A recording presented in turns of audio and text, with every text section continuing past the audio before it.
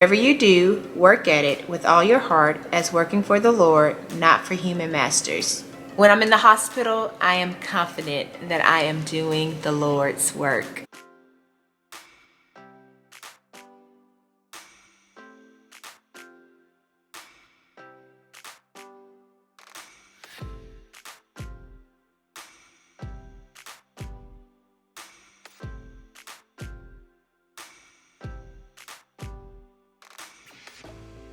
Welcome back to my channel. My name is T.Slater and I am a medical speech-language pathologist. After you complete a master's program in speech-language pathology, you enter into a clinical fellowship.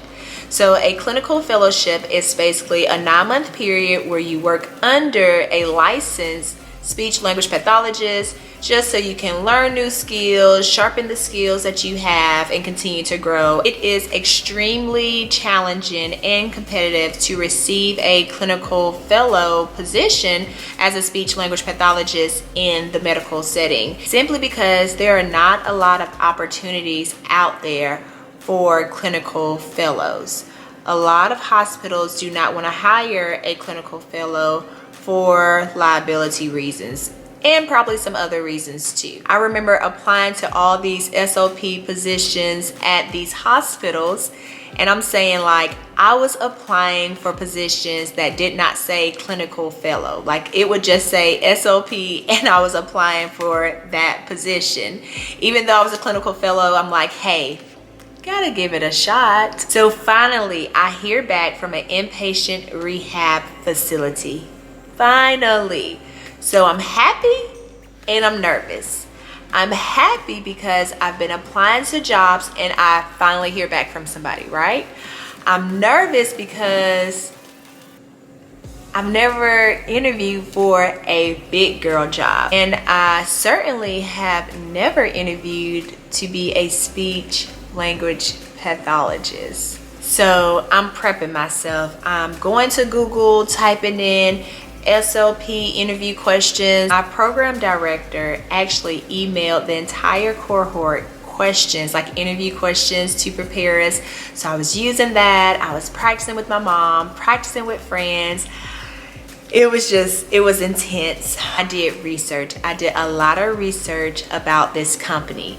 I read their values, their mission, their vision. I watched videos. Luckily, this hospital on their website, they had a video and they had a lot of the staff members from the therapy department. So I was able to see who the director was. I was able to see who the clinical manager was, the CEO of the hospital, like all these different people in the hospital. I was able to see who they were because of this video. I'm writing down names. I'm going to LinkedIn pages. I'm seeing, like, okay, how can I personally relate to these people who are about to be interviewing me? Like, what colleges did they go to? What are their interests? Because as an interviewee, I like to personally associate myself with the interviewer. I made sure prior to the interview that I drove to the facility, because they had given me directions on where to go, where to park, what door to walk through, who to talk to.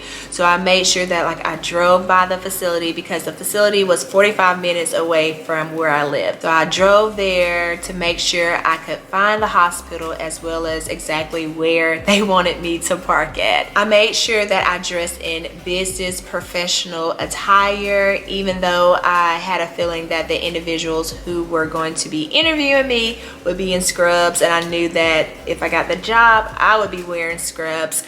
But I did not have the job yet, so I wore business professional attire. When I attended the interview, I made sure I had everything. I had my resume, I had my letters of recommendations, I had my letter of interest, I had therapy materials, I brought tests that I actually use with my patients as well. So the interview process, it was different. It was different. I had 3 people interview me. I had the lead speech language pathologist interview me. I had the director of rehab interview me, and I had the clinical manager of rehab interview me. So for the interview, they had a sheet of paper, and the sheet of paper had the questions that they were gonna ask me on it. I had the paper and they had a copy of the paper as well.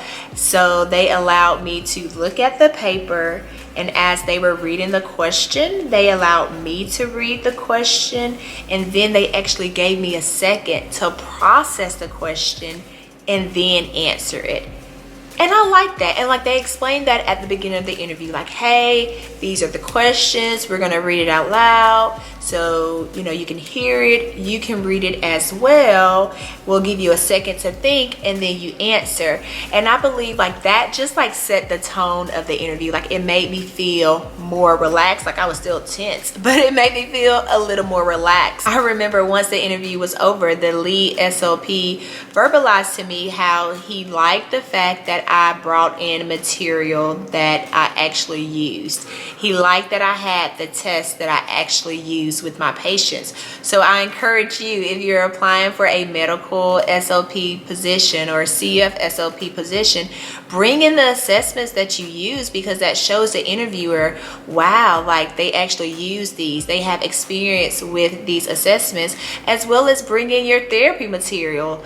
You never know what question they may ask you to demonstrate something or do something, and then you'll be able to use the material you have to show that you are competent in completing whatever task they ask you to do. I truly do believe by me having experience as an extern in a hospital setting, that helped me be competitive during the interview process. It was also because I interviewed in February, I heard back from them in March, I accepted the job, and they held the position for me until June. If you are a CF and you want to apply for a medical-based SLP position, do it. Do it. Make sure you like this video and comment below any questions you have about the application process to becoming a medical SLP. I would love to have a discussion with you. I would love to answer any questions you have. Make sure you subscribe to my channel so you can receive a notification for the next post. See ya.